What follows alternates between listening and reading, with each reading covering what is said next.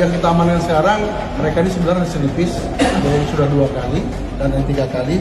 Namun setelah kita laksanakan penangkapan dan hasil dari penyidikan, ditemukan bahwasanya dari 8 pelaku ini merupakan anggota dari 2 geng motor.